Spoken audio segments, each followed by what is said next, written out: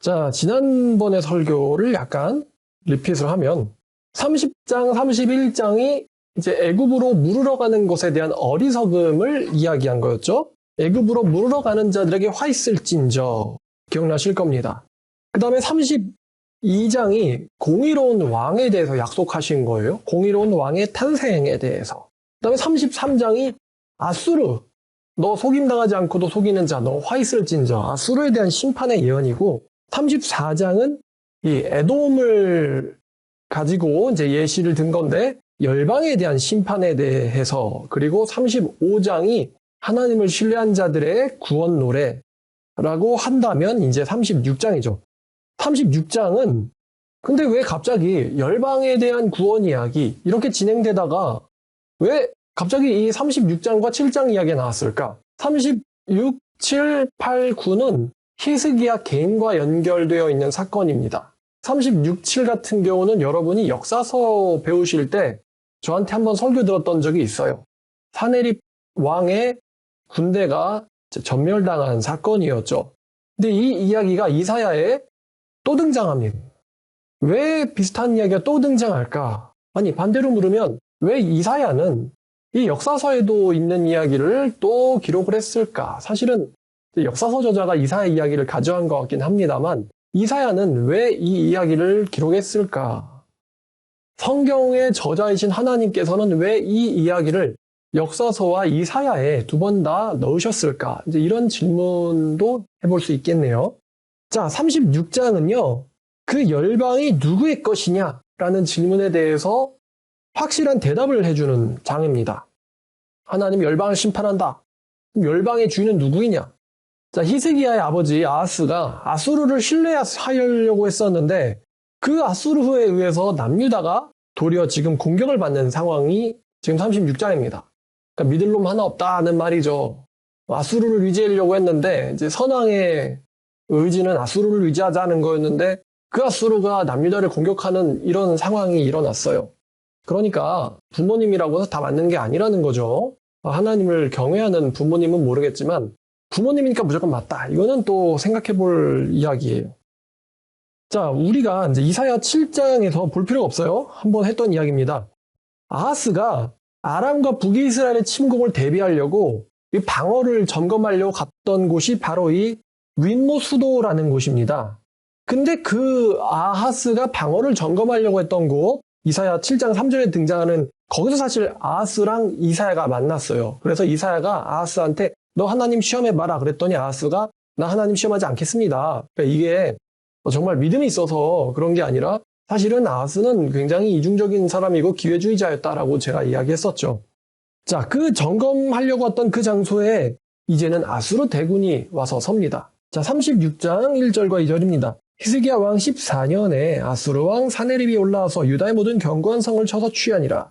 아수르 왕이 라기스에서부터 랍사게를 예루살렘으로 보내되 대군을 거느리고 히스기야 왕에게로 가게 하매 그가 윈못 수도 곁 세탁자 밭 큰 길의 섬에. 일단 여기서 14년이라고 기록된 것은 아마도 24년이라고 기록된 것에 이 오기일 가능성이 있어요. 자, 근데 이제 이 연도가 다르다고 해서 이야기가 완전 틀려지는 건 아니니까 그런 이야기가 있더라라는 것 정도는 알아두시면 좋겠습니다. 자, 이 사네립의 대군이 윈모 수도 곁 세탁자의 밭 큰 길의 섬에, 이 자리는 아버지 아하스가 이사야를 만났던 장소이기도 합니다. 자, 힐기야의 아들 왕궁 맡은 자 엘리야김과 서기관 셈나와 아삽의 아들 사관 요아가 그에게 나아가니라. 이 세 명의 대신들이 이 랍사게에게로 갑니다.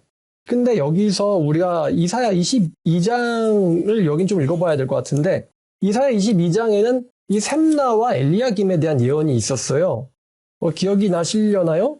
자, 22장 15절에 보면은 그 국고를 받고 왕궁 맡은 자 셈나를 보고 이르되 네가 너 자신을 위하여 이렇게 했구나. 근데 내가 너를 네 관제에서 쫓아내고 너를 네 지에서 낮추겠다. 이 셈나의 좌천에 대한 예언이 있었어요. 이사야가 셈나의 좌천에 대해서 예언을 했고 반대로 힐기야의 아들 내종 엘리야김을 단단한 못처럼 이스라엘에다 받겠다. 그래서 이스라엘의 많은 것들이 그 못에 걸릴 것이다. 이렇게 셈나의 좌천과 엘리야김의 승귀라고 해야 될까요? 승진이 예언되어 있었는데 22장에 이제 굳고 맡은 자 셈나가 이제 잘 보면 호칭이 다시 이사야 36장으로 오면요. 자, 3절 왕국 맡은 자가 누구죠? 셈나가 아니고 엘리야김으로 바뀌어 있죠. 왕국 맡은 자 엘리야김과 서기관 셈나와 이제 셈나는 서기관으로 내려왔어요. 내려오고 그 다음에 이제 요아라는 이렇게 자, 그러니까 예언이 하나도 빗나가지 않고는 다 이루어지고 있죠. 왕국 맡은 자는 셈나에서 엘리야김으로, 셈나는 서기관으로 이렇게 누구는 승귀되고 누구는 좌천되고. 자, 그 다음에 이제 랍사게가 등장하는데 이 랍사게는 아마도 사네립 왕의 술 맡은 관원 같아요.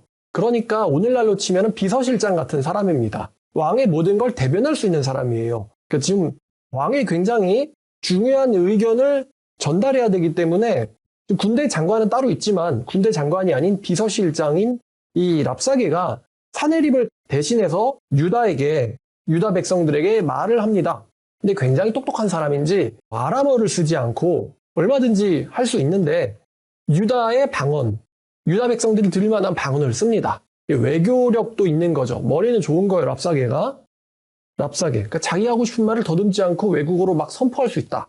굉장히 유능한 사람인 거죠, 랍사게도. 괜히 사네립의 측근으로 있는 게 아닙니다.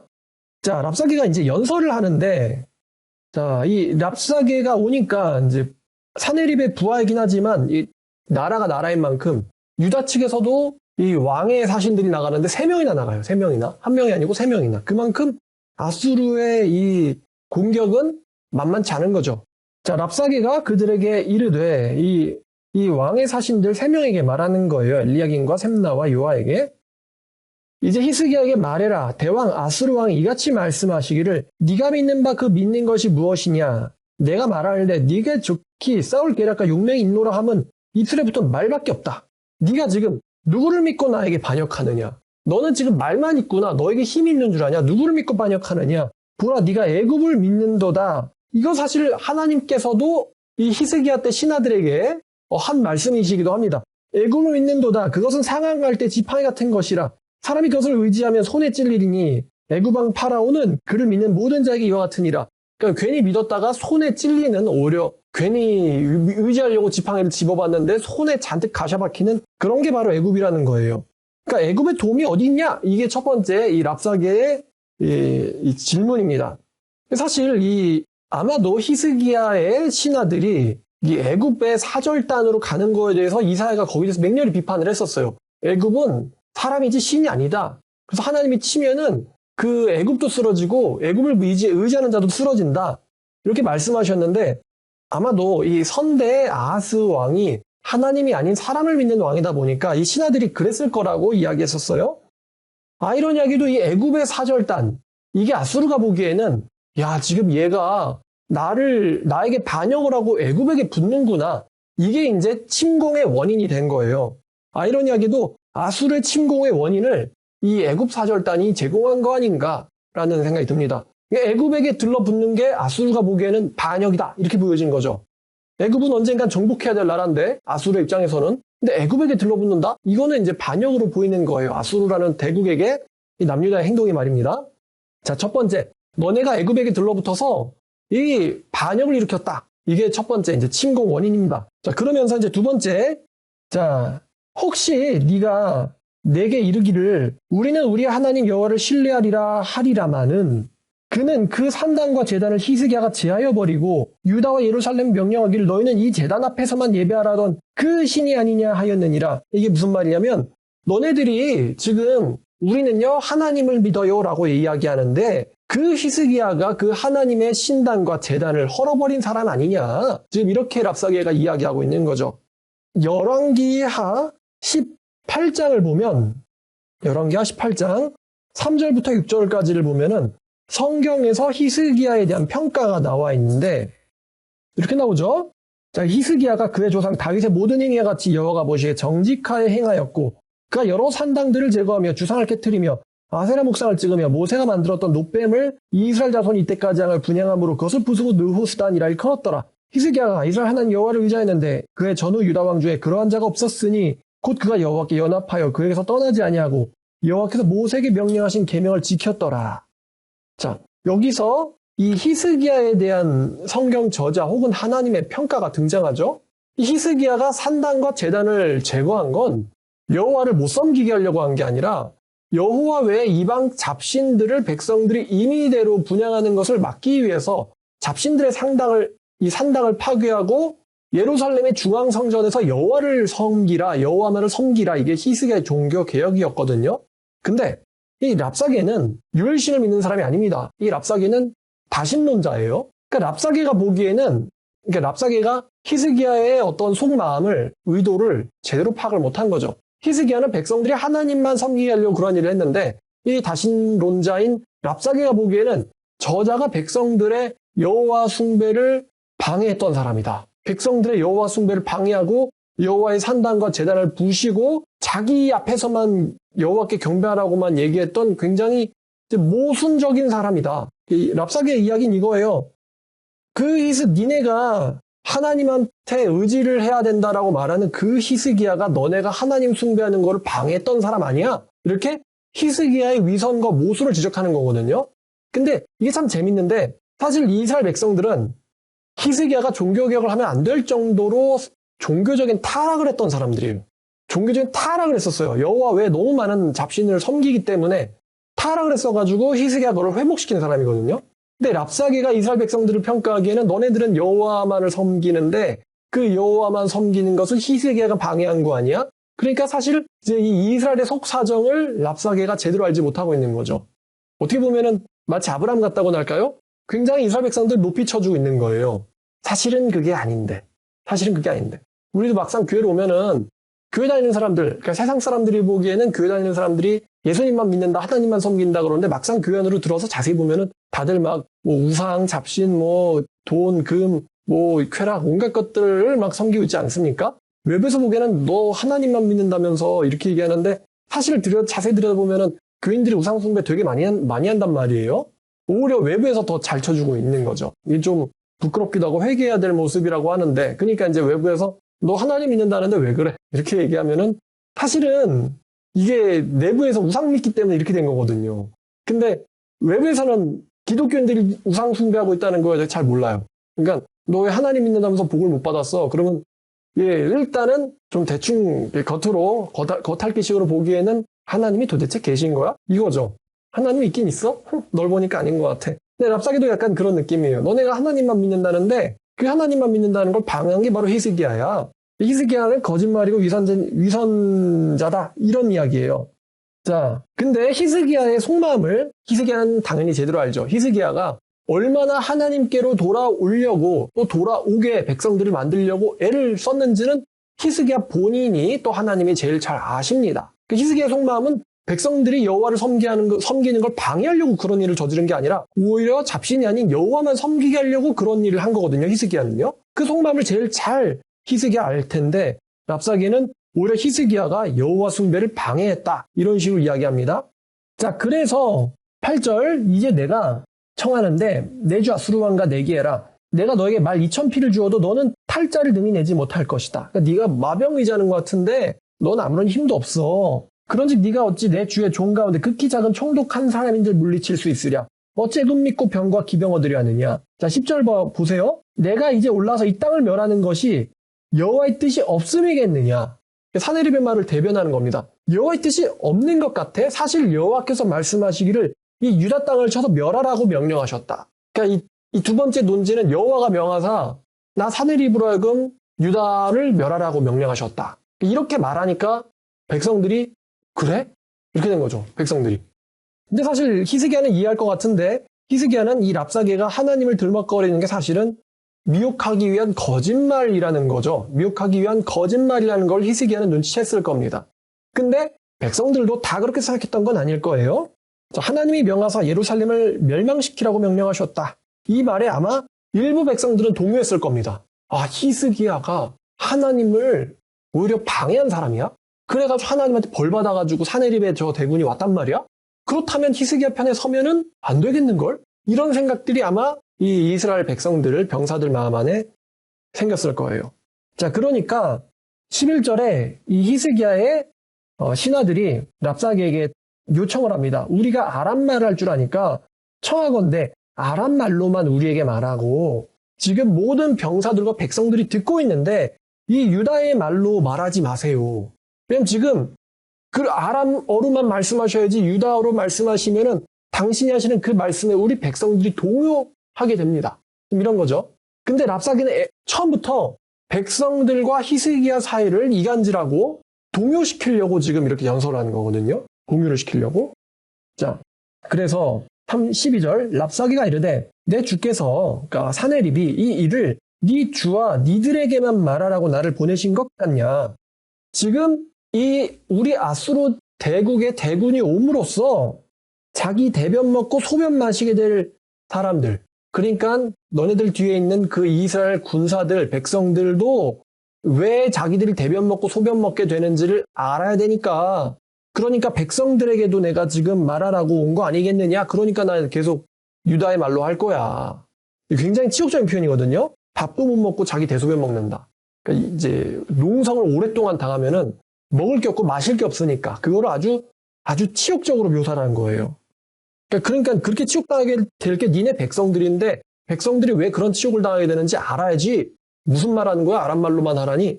자, 그러면서 이제 14절에 자, 너네들은 그래서 이제 계속 유다 방언으로 말합니다. 너희는 아수르 대왕의 말을 들어라.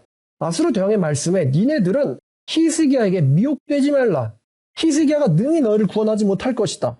혹시 히스기야가 너에게 여호와를 신뢰하게 하라라고 하는 말을 따르지 마라. 그가 말하기를 여호와께서 우리를 건지시리니 이 성이 아수르의 손에 넘어가지 아니하리라 할지라도 히스기야의 말을 듣지 마라. 이제 히스기야와 이 백성들 사이를 군인들 사이를 이간질하는 거예요. 이간질. 그러면서 너희는 나에게 항복하고 내게로 나아와라.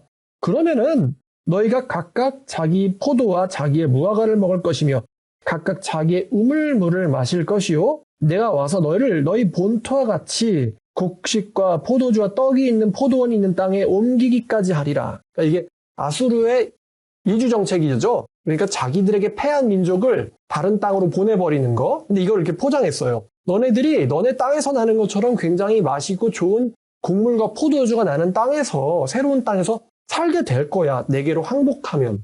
항복하지 않으면은 어떻게 될지 알지? 이런 이야기라는 거죠. 근데 이게 우리가 이렇게 보기에는 저 사내립이 말도 안 되는 말을 하는 것 같은데 이렇게 느껴질 수가 있어요. 아유, 당연히 하나님 믿어야지. 히스기야 얼마나 위대한 사람인데 이렇게 생각할 수 있는데 우리가 지금 아직 이 예언이 완성되기 전에 이게 일어나고 있는 현장 실시간으로 들어가 본다고 한번 가정을 해보는 거예요. 지금 랍사게는 혼자 온 게 아닙니다. 엄청난 대군을 이끌고 왔고 이 히스기야는 그것을 막을 수 있는 병사가 없어요. 그리고 아수르는 여태까지 그랬듯이 많은 나라들을 멸망시켜 왔고요. 많은 왕들과 장군들을 산채로 죽이고 치욕스럽게 죽이고 굉장히 고문해서 죽이고 고통을 주면서 얼마나 포악하고 잔인한지를 잘 알려왔던 민족입니다. 그 당시 이스라엘 백성들에겐 말입니다. 이게 그냥 풋 하고 웃고 넘길 이야기가 전혀 아니란 거예요. 제가 언제 한번 설교했는데 아수르는요, 사람들을 죽일 때 그냥 곱게 안 죽이고 산채로 가죽을 벗겨요. 산채로. 사람들이 보는 앞에서. 그 다음에 가죽을 벗긴 다음에 사지를 자릅니다. 그걸 보여주면 온 마을에서 아수르의 명령에 거부할 만한 사람은 없게 되죠.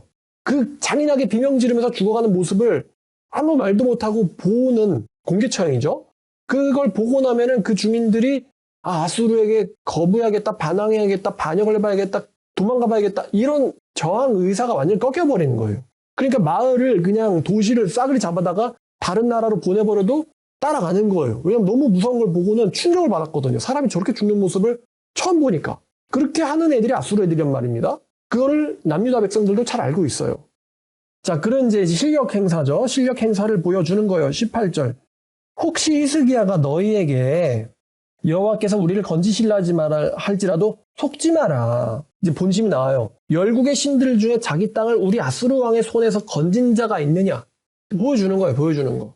우리가 어떻게 했는지를 보여주는 거예요. 하맛과 아르밧의 신들이 어디 있느냐? 스발와임의 신들이 어디 있느냐? 그들이 사마리아를 내 손에서 건졌느냐? 이방의 신들이 내 손에서부터 건져낸 신이 있느냐? 다 내 손에 멸망당했고 그 왕들과 고위 장군들이 어떻게 끔찍하게 죽었는지는 너희들이 잘 알지 않느냐 이거예요. 내 손에서 건진 신이 어디 있느냐. 또 재밌는 이야기가 있는데 그 수리아의 신은 이제 잘 모르지만 사마리아는 누구를 섬겼죠? 사마리아는 여호와를 섬겼단 말입니다. 근데 랍사게가 이걸 또 잘 몰랐던 것 같아요. 아마도 사마리아의 우상 숭배가 심했을 수도 있고요. 근데 만약에 사마리아가 남유다와 똑같은 여호와를 섬기고 있었다는 것을 랍사게가 알고 있었더라면은 분명히 이런 말 했을 거예요. 그 신이 사마리아도 못 지켜줬는데 너희들 지켜주겠느냐. 너네가 지금 그 신을 믿고 있는데 그 신을 믿는다는 사마리아는 지금 어떻게 됐느냐. 이런 말 분명 했을 거거든요. 근데 아마 랍사게는 거기까지는 잘 몰랐던 것 같아요. 이게 랍사게의 정보력이 부족인지 아니면 사마리아 백성들 우상 숭배 때문인지 잘 모르겠습니다만 자, 요약하면 이렇습니다. 자, 20절 이 열방의 신들 중에 어떤 신이 자기 나라를 내 손에서 건져냈기에 여호와가 능히 예루살렘을 내 손에서 건지겠느냐 하셨느니라 하니라. 사실 굉장히 치욕적인 말인데 할 말이 없죠. 왜냐하면 수십만 대군을 이끌고 왔잖아요. 뭐라고 말하겠어요. 지금 남유다의 이 예루살렘의 상황이 풍전등화인데 내 주 왕 사네립이 너희들이 믿는다는 그 모든 신들보다 훨씬 강하다. 이게 랍사게의 결론이에요.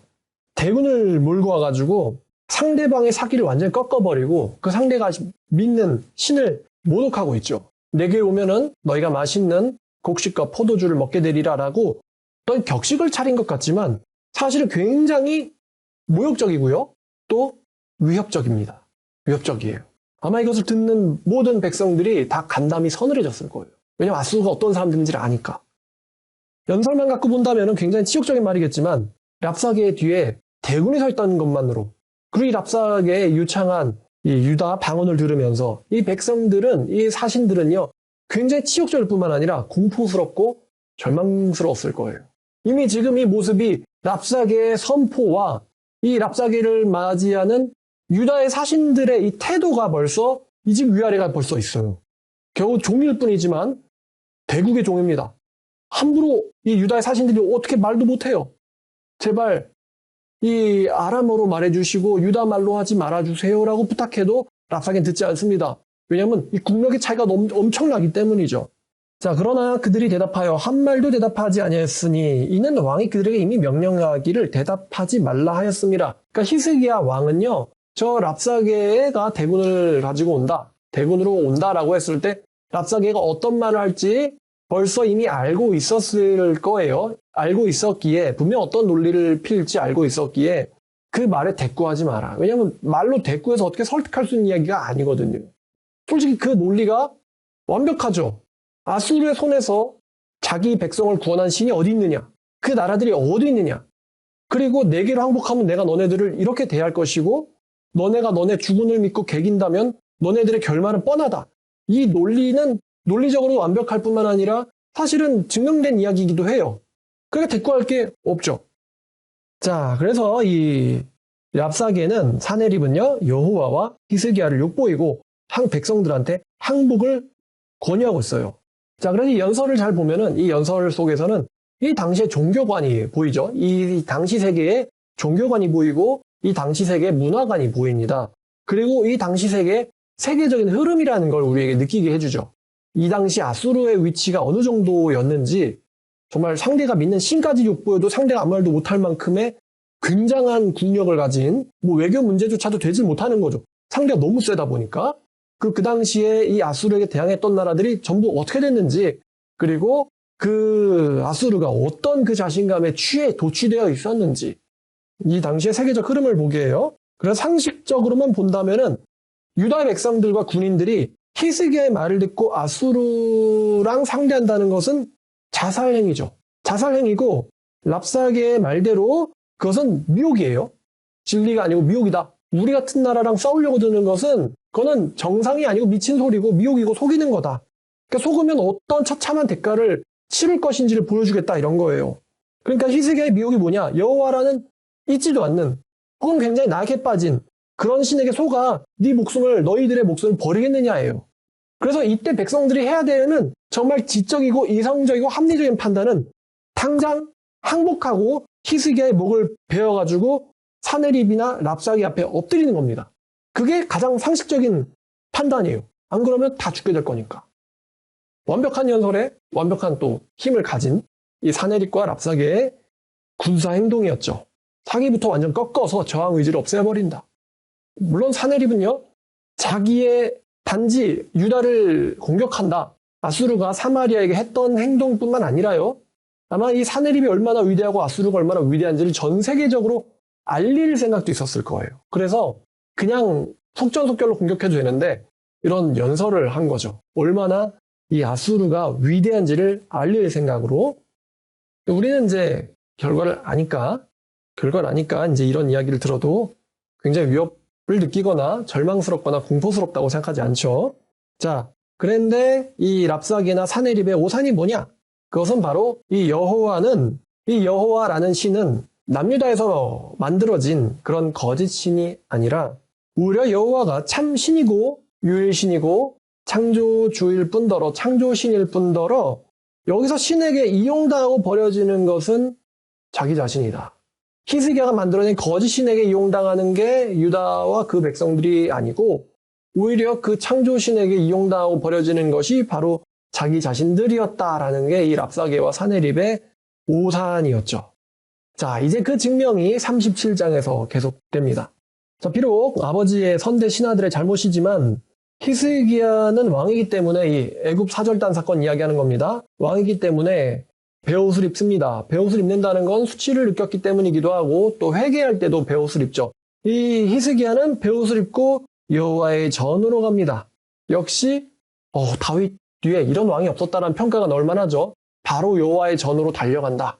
여러분 같으면 어떡하지 멘붕이야 하면서 막 자기 머리를 부여잡고는 엉엉 울 수도, 아니면은 뭐 선자 이사야한테 원망을 할 수도, 야 네 말 들었더니만 이게 무슨 꼬라지냐, 아니면 신하들한테 야 니네가 내 말을 들었어야지 왜 애굽으로 사절단을 보내가지고 이렇게 원망하고 저 사람 원망하고 그럴 수도 있지만 히스기야는 멘붕하지 않고 누구 원망하지 않고 여호와의 성전으로 들어갑니다. 마치 다윗에게 보여졌던 모습과 굉장히 비슷해요. 굉장히 위험할 때 하나님을 오히려 찾는다. 정말 급할 때 아들이 죽어가는데 하나님을 찾는다. 성전으로 들어간다. 이게 그러니까 이제 신앙인의 진정한 모습을 우리에게 보여주죠. 자, 하나님 앞에 꿇어앉습니다. 그리고 이 왕의 가장 높은 사절단을 선지자 이사야에게로 보냅니다. 아합이 가졌던 태도랑은 완전히 정반대죠. 가장 높은 사절단을 이사야에게로 보냅니다. 또 재밌는 상황인데 이사야가 셈나의 좌천과 엘리야김의 승진을 예언을 했잖아요. 근데 그 셈나와 엘리야김이 이제 예언대로 됐는데 이사야에게로 온 거예요. 그러니까 아무래도 이 두 사람은 셈나와 엘리야김은요, 이사야의 하나님이 살아계시다는 것을 어느 정도는 알고 있었을 거예요. 왜냐하면 자기의 그 직위가 이사야가 예언한 대로 됐으니까요. 아무래도 엘리야김은 이사야를 볼 때 굉장히 존경스럽고 그럴 수 있는데 셈나 같은 경우는 좀 껄끄러웠을 수도 있겠죠. 좌천을 예언을 했으니까. 자, 어쨌든 찾아왔어요. 이때 이들의 심정이 어떨지. 근데 이제 좌천과 승진 이런 문제가 아니에요. 더 무서운 문제가 지금 이들 모두에게 터진 거예요. 자, 이들이 말합니다. 그들이 이사야에게 이르되 히스기야의 말씀에 이제 왕의 말을 전달하는 거죠. 오늘이 환난과 책벌과 능욕의 날이라. 아이를 낳을 때가 됐는데 해산할 힘이 없다. 아이는 낳으려고 하는데 산모에게서 힘이 빠졌어요. 그러면 이제 유산되거나 뭐 둘 다 죽거나 그러겠죠. 굉장히 절망적인 상황이라는 거예요. 4절, 당신의 하나님 여호와께서 랍사게의 말을 들으셨을 것이라. 그러니까 이게 이거죠. 여기서 당신의 하나님은 랍사게의 말을 들었다. 그러니까 이제 모르시니까 알려줄게요가 아니에요. 이미 들으셨을 거다. 전지하시니까. 그리고 그가 그의 상전 아수르 왕의 보냄을 받고 살아계신 하나님을 회방하였은즉, 이미 명예훼손이 일어난 거는 신성모독 일어난 거 확실하고, 당신 하나님 여호와께서, 당신 하나님이 지금 반복되고 있죠.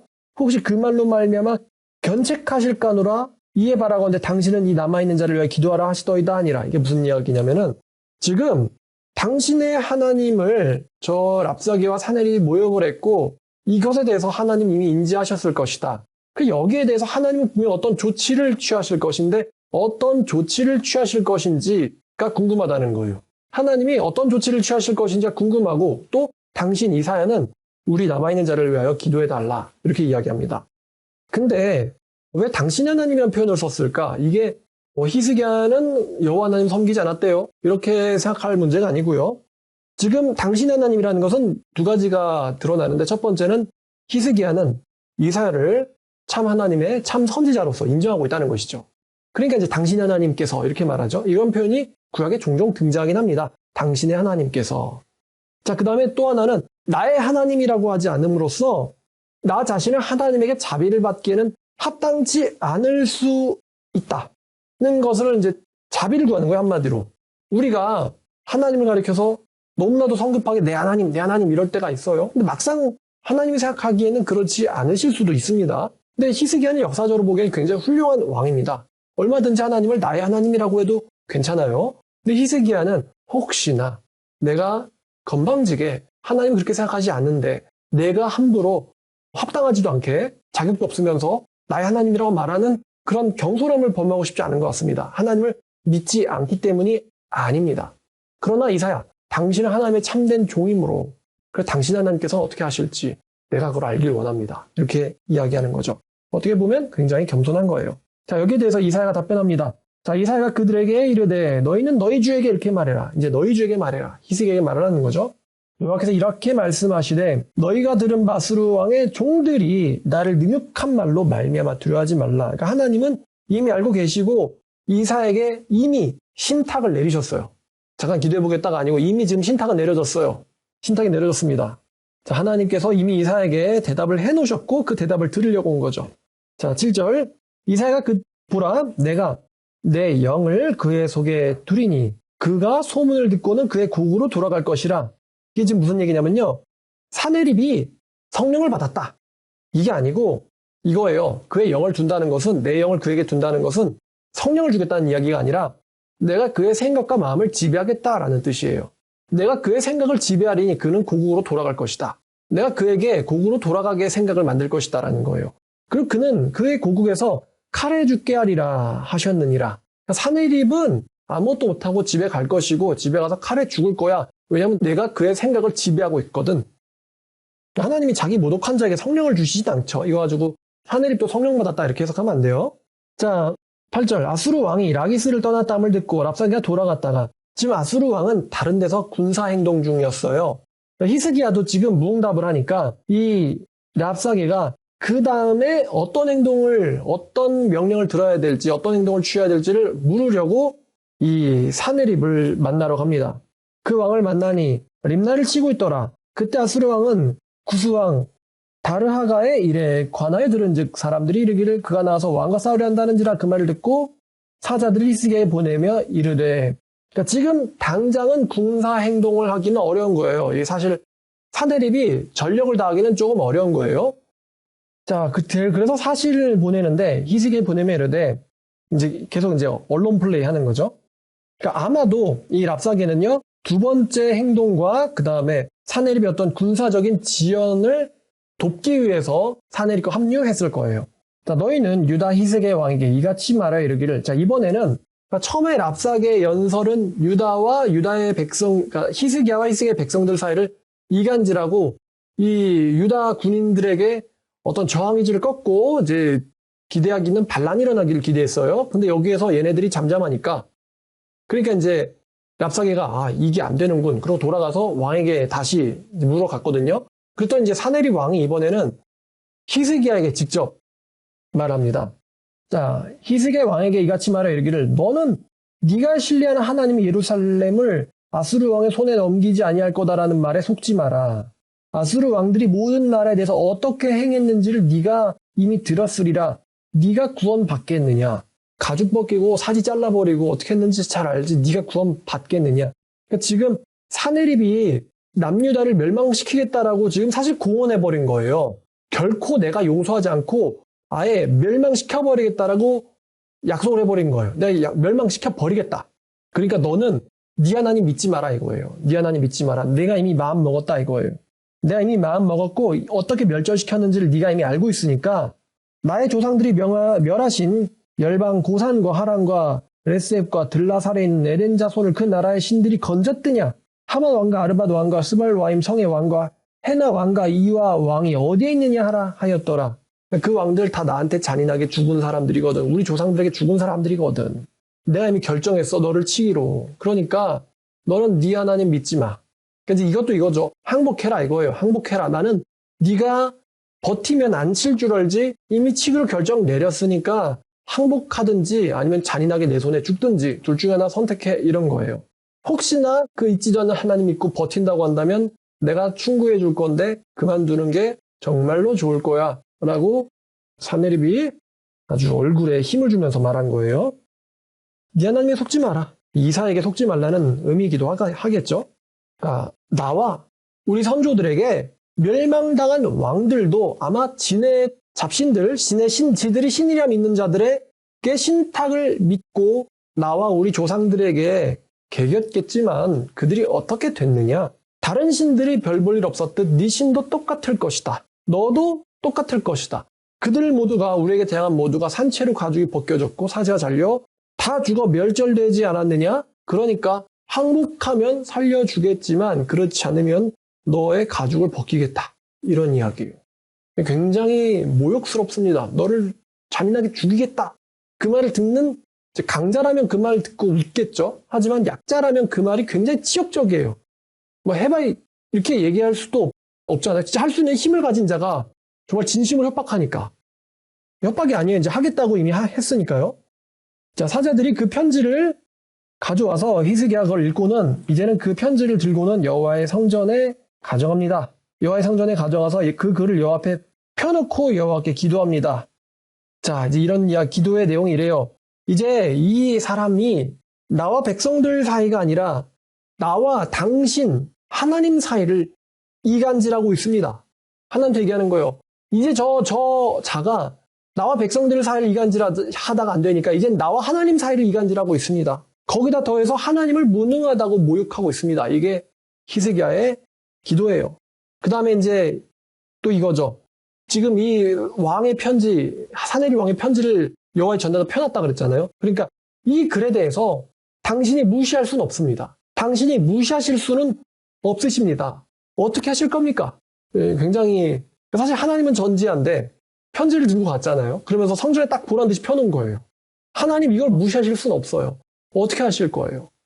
하나님의 신자를 지금 이간질하고 있고요. 하나님을 모욕했어요, 저자가. 이게 그 증거품이에요. 마치 검사가 증거를 제시하듯 이게 그 증거품이에요. 당신 어떻게 하실 건가요? 라고 하나님에게 마치 법정을 보는 것 같아요. 증거품을 쫙 보여주면서. 자, 범죄자의 증거물을 마치 이제 펼쳐놓은 것처럼 된 광경이죠. 여호와께 기도하여 이르되 그룹 사이에 계신 이스라엘 하나님 만군의 여호와시여 하나님을 이렇게 묘사합니다. 주는 천하만국의 유일하신 하나님이십니다. 주께서 천지를 만드셨나이다. 이렇게 하나님을 이야기해요. 당신은 능력 있는 능한 천사들 사이에 군림하시는 전능자이시며 천사 사이에 군림하시는 전능자이시며 온 우주의 유일하신 분이시며 또 천지를 지으신 분이십니다. 귀를 기울여 들으시옵소서. 여호와여 눈 뜨고 보시옵소서. 사내립이 사람 보내서 살아계시는 하나님 회방한 모든 말을 들으시옵소서. 실제로 아수르 왕들이 열국과 그들의 땅을 황폐하게 했고 그들의 신들을 불에 던졌사오나 그들은 신이 아니오 사람의 손으로 만든 것일 뿐인즉 나무와 돌이라. 그러므로 그들이 멸망당하였나이다. 사내립이 한 말 그대로 읊고 있죠. 하지만 당신은 살아계신 하나님 아닙니까? 이거예요. 열방의 다른 거짓 신들과 당신은 다르시잖아요. 이거예요. 우리 하나님 여호와여 이제 그만 우리를 그의 손으로 구원하사 천하만국이 주만이 여호와이신 줄을 알게 하옵소서 하니라. 되게 지혜로운 기도죠. 하나님을 드높이고 아수르의 실력을 무시하진 않지만 아수르가 사내립이 자기 이름을 널리 알리려고 하는 것처럼 하나님의 이름이 지금 바로 이 순간 널리 알려질 때이십니다. 하나님의 이름을 천하만국에 알리소서 하면서 기도를 참 지혜롭게 했어요. 그러니까 이 히스기야가 지혜롭고 어떻게 보면 약삭 빠르고 참 개구장이 댕이스라고 해야 되나? 굉장히 기도를 잘했거든요. 하나님이 움직이지 않을 수가 없게 만드는 기도를 해버렸어요. 근데 우리가 여기서 히스기야가 약삭 빠르고 지혜롭다를 이제 넘어서 지금 아수르의 위협은 실제 어떤 가상이 아니라 실제로 닥친 거란 말입니다. 그러니까 하나님이 구원 안 하셔도 하나님은 사시는데 지장이 없죠. 근데 히스기야는요, 구원을 못 받으면은 히스기야의 운명, 목숨, 건강, 아픔, 이거는 뻔합니다. 다른 왕들의 결말과 다르지 않을 거예요. 너무 잔인하게 죽게 될 거죠. 히스기야는 나의 아수르의 그 다음 재물이 바로 자기라는 거를 너무나 잘 알고 있어요. 그러니까 히스기야가 단지 말만 간교하게, 이게 표현을 좀 세게 하면 간교하겠는데, 말만 이렇게 하나님이 움직이지 않을 수 없는 기도를 했다를 넘어서 히스기야에 뭐가 있냐? 오늘 제가 설교 중에서 느낀 거는 히스기야에게 여호와를 향한 이 믿음, 목숨을, 자기의 건강, 아픔, 모든 인생, 생명을 건 하나님에 대한 믿음이 히스기야에 있었구나. 사실 히스기야가 선택지가 없던 건 아니에요. 안 구원하실 거라면 하나님 말고 항복하면 됩니다. 항복하면 죽지 않습니다. 항복하면 여전히 지위를 누릴 수가 있어요. 유다의 왕은 아니더라도 얼마든지 아수르에서 부귀영화 누리고 살 수는 있을 겁니다. 항복하면요. 히스기야의 선택지가 있었어요. 항복하라고 아수르 왕도 지금 편지를 보내고 있는 거니까요. 그렇지 않으면 편지 보낼 것도 없죠. 하지만 히스기야는 항복하지 않기로 했죠. 그리고 그 결정이 어떤 의미냐? 만약에 하나님이 구원하지 않는다면 나와 내 군인들, 군사들은 당연하게 죽을 수밖에 없는. 그러니까 히스기야가 그냥 어떻게 하면 되지, 이런 심령으로, 이런 마음으로 임한 게 아니라 히스기야도 목숨 걸었다 이거예요. 하나님한테 목숨 걸었어요. 자, 히스기야의 마음에는 뭐가 있었느냐? 첫 번째는 이 기도를 보면요, 이방의 신들, 이방의 잡신들과 하나님, 여호와 하나님 사이에 이 명백한 차이가 인식돼 있었어요. 명백한 차이가 인식돼 있었고요. 두 번째는요, 히스기야가 굉장히 잘한 게 많거든요. 하나님을 위해서 잘한 게 많아요. 우상들, 잡신들, 산당들 철폐하고 아빠가 저지른 그 엉터리 같은 일들을 처리하느라고 굉장히 수고를 많이 했습니다만은 그런 일을 하나님을 위해서 했다라는 이야기 할 법도 한데 그런 말 안 합니다. 내가 하나님 위해서 이스라엘에서 얼마나 애썼는지 기억해 주세요, 이런 말 할 법도 한데 히스기야는 하지 않아요. 자기 업적을 드러내지 않고, 그럼 구원해 주세요의 근거가 뭐냐? 내가 당신에서 이런 고생했잖아요가 아니고, 하나님은 히스기야의 의 때문이 아니라 하나님 자신의 영광을 위해서 우리를 구원해 주세요라고 하나님의 살아계심과 위대하심, 하나님의 살아계심과 위대하심, 이게 이제 나무와 돌뿐이다와 반대되는 거거든요.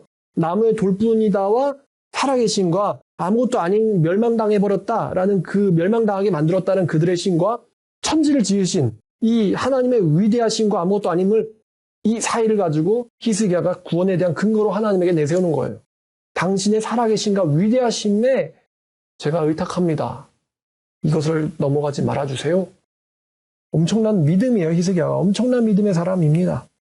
아모스의 아들 이사야가 사람을 보내어 히스기야에게 이르되, 자, 이미 하나님한테서 또 신탁이 떨어졌죠. 이스라엘 하나님 여호와께서 말씀하시되, 이제 하나님의 말이기 때문에 네가라고 하는 거예요. 네가 아수르 사네립 왕의 일로 내게 기도하였다 하시고 이미 나에게 와서 한 말 알고 있어. 여호와께서 그에 대하여, 사네립에 대하여 이렇게 이야기하시는데 말이 참 재밌거든요. 자, 이게 이사야, 그러면 선지서 이사야는 이사야가 쓴 걸까 아닐까? 지금 이사야가 강조되고 있죠. 이사야가 사람 보내어 말하는 이야기다. 이사야가 쓴 글이라는 거예요. 다중저작 이런 게 의심될 게 없는 거죠. 자, 여호와께서 그 사네립에 대하여 이렇게 말씀하시는데, 처녀딸 시온이 너를 멸시하며 조소하였고, 잘 보면은 처녀딸 시온이 멸시되고 조소되는 게 아니고, 처녀딸 시온이 너를 멸시하고 조소하였고, 예루살렘의 딸이 너를 향하여 머리를 흔들었느니라. 머리 흔드는 건 그런 거죠. 에휴, 이거예요. 예루살렘이 너를 향해서 조소하였고 머리를 흔들었다. 근데 잘 보면 시제가 과거 시제예요. 저런저런 쯧쯧쯧쯧. 이런 모습입니다. 지금 처녀딸, 예루살렘을 처녀딸로 묘사하고 있는데, 이 여자를 능욕하려고 어떤 강한 자가 왔어요. 근데 졸지에 그 강한 자가 능욕은커녕 자기가 죽어버린 거예요. 그리고 그거를 인지한 그 여자가 자기를 겁탈하려고 했던 그 강한 자의 시체를 보고는 보이는 행동이죠. 오히려 비웃고 머리를 흔드는 거예요. 이렇게. 처음엔 겁에 질렸었겠지만 그 여자가, 그 강한 자가 오다 죽어버렸어. 그러니까 이제 그 자의 시체를 보고는 왜 그런 마음을 먹어가지고 이런 거죠. 자, 이 이야기가 과거 시제로 선포됩니다. 이사야의 되게 특이한 화법이죠. 그러니까 처녀딸 예루살렘이 너를 조소하는 일은 이미 일어났다는 거예요. 영어로는 현재 완료 시제. 이미 일어났어. 너를 보고 이미 조소했어. 왜냐하면 하나님이 이미 마음속에 결정하신 거고, 이미 천사에서는 결제 서류에 도장 찍힌 거예요. 사인 찍힌 거예요. 이미 이렇게 하라는 사인이, 이제 실행하라는 명령이 내려졌기 때문에 처녀딸이 할 일은 이제 조소하는 일밖에 남지 않은 거예요. 확실하기 때문에 과거 시를 썼습니다. 자, 24절, 23절. 네가 누구에게 네가 회방하며 능욕한 게 누구냐? 네가 소리를 높이고 눈을 높이 들어 향한 것은 누구에게냐? 곧 이스라엘의 거룩하신 이에게서니라. 그러니까 지금 상대의 잘못 만났어야죠. 여태까지는 그렇게 해도 아무 문제가 없었겠지. 다른 신들과 다른 나라의 열방들에게. 근데 오늘 너는 잘못했어 이거예요. 누구에게 눈가를 잘못 돌렸느냐? 누구에게 지금 주둥이를 잘못 놀렸느냐? 상대 잘못 골랐어. 네가 24절에 네가 네 종들을 가지고 주를 회방하고 이르기를 내가 나의 허다한 병거를 거느리고 상들의 꼭대기도 올라가고 레바논의 깊은 곳들에 이르렀으니 백향목과 아름다운 향나무도 베고 제일 높은 곳에 들어가 살진 땅의 숲에 이를 것이며 내가 우물도 파서 물도 마시고 내 발바닥으로 애굽의 모든 강을 말릴 거다. 근데 이거 신들이 하는 일이거든요. 네가 그렇게 할 거라고 막 말을 했는데 자 26절 네가 어찌하여 듣지 못했느냐. 이게 뭐냐면은 아까 사내립이 내가 우리 선조들이 열방에게 한 말 너 몰라? 이거랑 똑같은 이야기예요. 여호와 하나님이 어떻게 세계를 경영했는지 너 몰라? 이거거든요. 그러니까 여호와란 신이 잡신이 아니라 출애굽 때부터 어떤 일들을 열방을 상대로 해왔는지 너 못 들어봤어? 똑같은 얘기예요. 너도 못 들어봤어? 이게 네가 그렇게 설치고 다니고 있었을 수 있는 이유가 내가 태초부터 행한 바고 상고부터 정한 바로서 이제 내가 이루어 네가 견고한 성읍들을 헐어 돌무더기가 되게 한 거야. 그거 사실 내가 하게 한 건데. 이런 거죠. 그러므로 그 열방의 주민들이 힘이 약하여 놀라며 수치를 당하여 들의 풀같이 푸른 나물같이 지붕의 풀같이 자라지 못한 곡초같이 되었느니라. 네가 했다고 생각하겠지만 내가 사실은 정해낸 일이었거든. 그러니까 내가 그렇게 너를 만들어서 네가 그렇게 열방들을 점령하고 그 신들을 능욕하고 백성들을 죽였기 때문에 그렇게 눈이 높아졌고 교만해질 거라는 거를 잘 알고 있거든. 나 하나님 여호와가. 자 28절 네 거처와 네 출입과 네가 나를 거슬러 분노함을 내가 잘 아노라. 근데 그거 내가 유도한 거였어. 어떡하니? 자 네가 나를 거슬러 분노함과 네 오만함이 내 귀에 들렸으므로 내가 갈고리로 네 코를 꿰어 재갈을 네 입에 물러 너를 오던 길로 돌아가게 하리라 하셨나이다. 그러니까 내가 만든 그 함정에 빠진 거야. 나는 네가 지금 능욕하고 있다고 생각하겠지만 너는 사실은 코가 갈고리에 꿰진 거고 입에 재갈에 물린 짐승이나 마찬가지야. 내가 너를 불러낸 거. 이제 네가 할 일은 집에 그냥 가는 거야. 너는 나오지 않을 수 없도록 나에게 낚였고 이제 넌 아무것도 못하고 집에 돌아갈 시간이야. 이게 하나님의 선포였어요. 자, 왕이여, 이제 이사야의 화법으로 바뀝니다. 이사는 지금 하나님의 말을 전달한 거고요. 왕이여, 이것이 왕에게 징조가 되리니 올해는 스스로 난 것 먹고 둘째에는 거기서 난 것 먹고 셋째에는 심고 거두고 포도나무 심고 거기서 열매 먹을 거다. 그러니까 그 사내립이 아까 랍사게가 한 말요. 너네들 나한테 개기면 뭘 먹게 될 건지 기억하지? 그런데 내 말 듣고 항복하면 이방 땅에서 이렇게 될 거야. 이런 거 먹을 거야 라는 말과 똑같은 이야기예요. 당신들이 보관한 거 먹고요. 이제는 열매 먹고요. 그 다음에는 거기서 심고 나온 거 먹을 거예요. 그 얘기는 당신들이 저 사내립의 말처럼 옮겨지지 않을 거다. 이런 이야기예요. 농업을 가지고 비유를 든 거죠. 자, 그 다음 31, 32. 유다 족속 중에 피하여 남은 자는 다시 아래로 뿌리를 받고 열매를 맺으리니 이는 남은 자가 예루살렘에서 나오며 피하는 자는 시온산에서 나올 것임이라. 남은 자와 피하는 자가 예루살렘과 시온산에서 나올 거다. 아, 우리 반에서 정말 뛰어난 장학생이 나왔어요. 이런 표현이, 이런 이제 뜻이에요. 나오다라는 게. 만군의 여호와 열심히 일을 이루시리다. 31, 32절 같은 경우는요. 역사서와 이 하나님의 주권 계획을 모르면은 이해하기 어려운 말이에요. 남은 자가 있다고? 남은 자가 이제 예루살렘과 또 남유다의 멸망, 하나님의 구원, 그 다음에 그들의 회복, 그 다음에 그들의 하나님의 찬양, 뭐 이런 거를 우리는 아는데 히스기야는 아직 모를 수도 있어요. 왜냐하면 그 역사를 3인칭의 전지적인 시점에서 보지 못하고 본인이 그 안에 들어가 있으니까. 어쨌든 그래서 히스기야가 이 말이 무슨 말이지? 도대체 남은 자가 나오고 피한 자가 뭘까? 히스기야가 이해하기 어려울 수도 있는데 근데 여기서 잠깐 보면요. 이 여호와 열심히 일을 이루실 거다. 이게 무슨 말이냐면 자, 결국 남은 자도 있고 예루살렘으로 그들이 올 것이고 시온산으로 올 거야. 왜냐하면 그렇게 하는 게 하나님의 열심이거든. 이렇게 지금 말하고 있는데 여기서 열심으로 번역된 단어는 사실 원어로 가면은 이제 영어에선 질입니다. 뭐죠? 질러시. 잘 유명한 단어죠. 질투하다라는 뜻이에요. 여러분 열정, 패션보다 더 강한 단어가 바로 이 질투입니다. 질투. 열정보다 강한 단어가 질투거든요. 하나님의 질투심이 이를 이룰 거거든. 그러니까 이게 뭐냐면 하나님이 자기 백성을 다루시는데 열정이 있으시다. 이걸 더 뛰어넘어서 하나님은 자기 백성들을 다루시는 데 대해서 질투심이 있으시다는 거예요. 자기 백성들을 자기 마음대로 하나님이 원하시는 대로 만드시는 데 대해서 하나님은 열정을 넘어서 질투심을 갖고 계신 거예요. 우리가 야고보서에 그런 말씀이 있었죠. 성령이 시기하까지 사모한다는 말씀을 너희가 헛된 줄로 생각하느냐. 근데 여기서 질투심이라고 번역하면은 한글을 읽는 사람들이 이게 웬 질투심이지? 질투심이란 건 보통 안 좋은 단어인데 그래가지고 질투심 대신에 열정을 집어넣는데 영어를 보든 원어를 보든 이거는 열정이 아니라 질투심입니다. 질투예요. 그래서 이제 질투하는 하나님인즉 이런 표현이 있죠.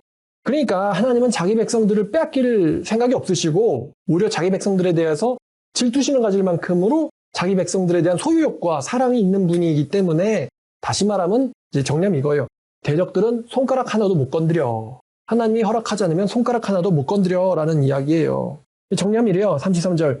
그러므로 이제 이사야가 31, 32는 이제 당신이 이해하시기 어려울 수가 있으니까 33절을 이어가지고 이야기하는, 다시 한번 얘기하는데, 그러므로 뭐냐면은 하나님이 아수르 왕에 대해서 이같이 말씀하시려 그는 이 성에 오지도 못하고 화살 하나도 못 쏘고 방패 들고는 성에 가까이 오지도 못하고 이 성 무너뜨리려고 공성용, 토성, 흑성 하나도 쌓지 못할 거야.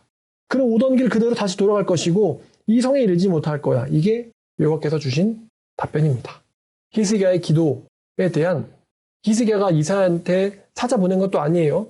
그 편지 들고 기도로 갔는데 이사야 측에서 먼저 사람이 왔어요. 왜 기도하러 올라갔는지, 기도의 내용은 무엇인지 하나님은 물어보실 것도 없이 이미 알고 대답 다 가지고 오셨어요. 자, 35절. 대저 내가 네 말대로 나를 위하여 그리고 나의 종 다윗을 위하여 이 성을 보호하며 구원할 것이다 하셨나이다. 이게 여호와의 신탁이에요. 두 가지죠. 나를 위하여 또 다윗을 위하여. 근데 다윗을 위하여라는 말에도 두 가지 의미가 있어요. 뭐냐면 첫 번째는 다윗의 자손에게 하신 약속이 있어요. 그럼 히스기야는 다윗의 자손이기 때문에 내가 다윗에게 왕위를 약속했잖아. 네가 내 말을 잘 지키면 나도 널 지켜줄 거다라고 약속을 다윗에게 했잖아요. 그러니까 히스기야에게 다윗을 위하여. 또 두 번째 의미는 다윗의 자손에서 메시아가 나오지 않습니까? 메시아가 나오려면 이스라엘이 있어야 되거든요. 그러니까 하나님은 이 메시아를 위해서 또 다윗을 위해서 또 나를 위해서 이 성을 건드리지 못하게 할 거야 라는 거예요. 자, 36절. 여호와의 사자가 나가서 아수르 진중에 18만 5천을 쳤으므로 아침에 일찍 일어나 본즉 시체뿐이라. 이제 성경 주석들이나 아니면은 헤로도토스라는 역사가는 역병으로 18만 5천이 죽었다라고 이야기해요. 역병으로. 근데 저도 역병이라고 생각을 하고 싶었지만 이 말씀을 연구하다 생각이 바뀌었어요. 역병에 의해서 죽었다가 아니라 전 그냥 성경 그대로 여호와의 사자가 쳐서 죽었다라고 믿으려고 합니다. 왜냐면 성경은 여호와의 사자가 쳤다 그러지 역병으로 죽었다고 말하지 않잖아요. 그러니까 하나님의 사자가 쳤다. 하나님의 사자가 직접적인 그들의 사인이거든요. 하나님의 사자가 쳤다. 이게 그들의 직접적인 사인인데 우리가 성경에 나와 있지도 않는 역병 때문에 뭐 때문에 이렇게 얘기하는 거는 아무래도 좀 그래요. 근데 우리가 이 비슷한 사건을 이미 알고 있는데 애굽에서 10번째 재앙이 일어났을 때 그때 장자들만 죽었잖아요. 우리가 그 죽은 사건을 역사적 사실로 인식하니까 백성들이 출애굽한 거 아닙니까? 근데 어떤 역병이 장자는 걸리고 차남은 안 걸리고 부모는 안 걸리고 이상하잖아요. 그래서 우리가 그냥 문자 그대로 믿잖아요. 여호와의 사자가 장자만 쳤다. 그리고도 신앙하는데 아무런 불편이 없죠. 근데 그 하나님이 여전히 살아계시고 똑같은 힘을 갖고 계셔서 여호와의 사자가 나가서 쳐버렸다. 근데 역병으로 하면 어떤 과학적이나 의학적인 어떤 근거는 될지도 모르겠지만 어떤 역병이 하루 만에 건장한 사람들을 급사시킬 수가 있을까요? 한 명이 아니라 군대 전원을 말이죠. 이런 것도 또 대답하기 어려운, 만약에 역병 때문이라면 하나님의 사자 그대로 쳤다. 이렇게 그냥 믿을래요. 자, 어쨌든 재밌는 사실이 하나 있는데 역병이든 천사가 쳤든 사내립은 죽지 않았다는 거죠. 하나님의 사자가 사내립은 치지 않았다. 왜냐하면 모욕을 한 장본인은 사내립과 랍사기 아닙니까? 근데 하나님의 사자가 쳤어도 먼저 죽였어야 되는 건 사내립이거든요. 제일 재수없는 애잖아요. 근데 하나님의 사자가 사내립을 치지 않았어요. 왜 안 치셨을까? 세 가지 이유가 있어요. 첫 번째는 사내립이 하나님이 하셨다는 것에 대해서 절감을 하려면 살아있어야 돼요. 치욕을 주려다가 오히려 본인이 치욕을 당하게 됐잖아요. 치욕을 느끼고 하나님의 말씀 하나도 허튼 게 아니야라는 걸 느끼려면 얘가 살아있어야 되고요. 두 번째는요. 열왕기하 19장 7절에서 이렇게 예언이 되어 있는데 사내립은요. 역경이나 돌연사로 죽는 게 아니고 칼에 죽기로 예언되어 있는 사람이에요. 칼에 죽기로. 왕하 19장 7절을 보면 자, 내가 한 영을 그의 속에 두어 그로 소문을 듣고 그의 본국에 돌아가게 하고 그의 본국에서 그에게 칼에 죽게 하리라 하셨느니라더라. 칼에 죽기로 예언된 자예요. 이 사람은요. 병으로 죽으면 안 돼요. 죽는 방식이 예언돼 있어요. 그 다음에 세 번째는 하나님이 이사야를 통해서 히스기야에게 그냥 돌아갈 거야 라고 예언하셨잖아요. 그냥 돌아갈 거야 걔는. 그러니까 하나님의 전능함과 위대함을 맛보기 위해서 또 칼에게 죽는다는 예언을 성취하기 위해서 그리고 사내립이 아무것도 못하고 그냥 돌아갈 거야 라는 말씀 혹은 약속을 지키기 위해서 그 사람은 천사한테는 죽으면 안 돼요. 그 수치를 그대로 지니고는 본국으로 돌아가야 됩니다. 자, 그래서 37절 이에 아수르의 사내립 왕이 떠나 돌아가서 니느웨에 거주하더니 그렇게 모욕은 되게 많은데 그 자기가 모욕을 당한 다음에 그 다음에 이 사람의 반응은 그렇게 나와 있지 않아요. 별로 뭐 묘사할 필요가 없죠. 개망신 당한 거죠. 그냥 아주 그냥 여기저기서 시끄럽게 굴더니만 개망신 당한 거예요. 자, 근데 하나님이 돌아가게 하신 데 이유가 하나 더 있는 것 같아요. 그게 뭐냐면 사내립에게도 회개의 기회를 주시는 거 아닐까. 38절을 보니까 자기 신 니스룩의 신전에서 경배할 때 그의 아들 아드람멜렉과 사레셀이 그를 칼로 죽이고 아라랏 땅으로 도망했으므로 그의 아들 에살핫돈이 이어서 왕이 되니라. 자, 지금 신전에서 죽었거든요. 이 사람이 칼 맞아서 니스록의 신전에서. 자, 아까 사내립이 히스기야와 그의 백성들을 위협하고 조롱할 때 썼던 논리가 있는데 사내립의 논리를 사내립에게 적용하면요. 사내립은요. 니스록이 아니라 여호와를 경외해야 돼요. 누가 내 손에서 건지겠느냐라고 했는데 건졌잖아요. 그럼 그 건진 자가 신이란 말이에요. 그러니까 이스라엘의 하나님 여호와 하나님에게 경배를 해야 돼요. 사내립의 논리면 말이죠. 사내립도 이걸 모르진 않을 거예요. 누가 구원할 건데? 구원했네? 그럼 그분이 하나님이네? 경배해야 되거든요. 근데 이 사람이 하나님 경배 안 하고 니스록의 신전에서 자기 신에게 경배한다. 그러니까 전쟁에서 이기하는 게 진짜 신이잖아. 그에게 경배했어야지. 근데 이 사람이 경배했어야 되는 것은 자기 신이 아니라 유다의 신 여호와였어요. 근데 사내립에게서 사실 모든 인간들에게 자주 나오는 이 정신증상 바로 인지부조화죠. 인지부조화. 지가 한 말인데 틀린 거예요. 맞다고 믿는 거죠. 내 신은 날 안 버렸을 거야. 말도 안 되는 일. 하룻밤 만에 주력군이 전멸당하는 정말 인류 역사상 이런 일이 힘든데 이런 일을 경험하고도 지신을 경배해요. 인지부조화가 일어나가지고 난 틀린 게 아닐 걸 거야. 혹시 니스록 신이 뭔가가 불만이신 게 아닐까? 그의 신전에 가야겠다. 신에게 경배하는데 황당하게도 아들한테 살해당하고 맙니다. 그의 아들 아르다물리수와 나부사르수르에 의해서 신전에서 살해당합니다. 사실 이제 아들한테 살해당한다라기보다는 예정설을 가지고 얘기하면은 하나님께서 사내립 아들한테 살해하게 하셨다. 이렇게 말하면 좀 더 정확하겠죠. 아들을 시켜서 살해하게 하셨다. 칼 들어서 죽일 거라고 이야기를 하셨으니까. 자, 그래서 사내립은 곱게는 못 죽고 칼에 죽을 거야 라는 예언이 성취되고 말았어요. 그러니까 하나님께서는 사내립도 그 중에서 살려가지고 기회를 줬는데 사내립은 하나님의 자비에다가 인지부조화라는 대답을 합니다.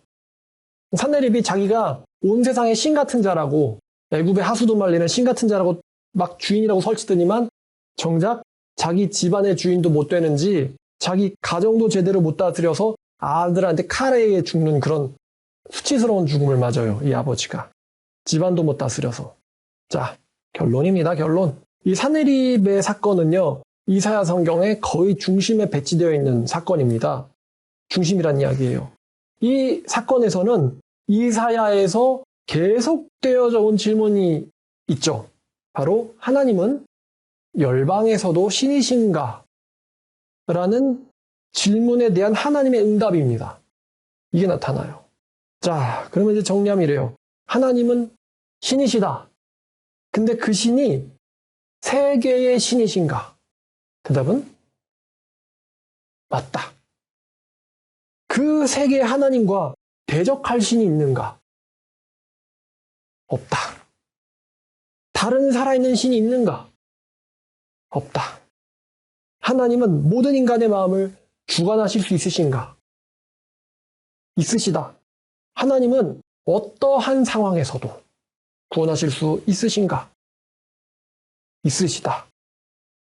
하나님을 목숨을 걸고 믿으면 낙심하고 절망에 빠지게 되는가?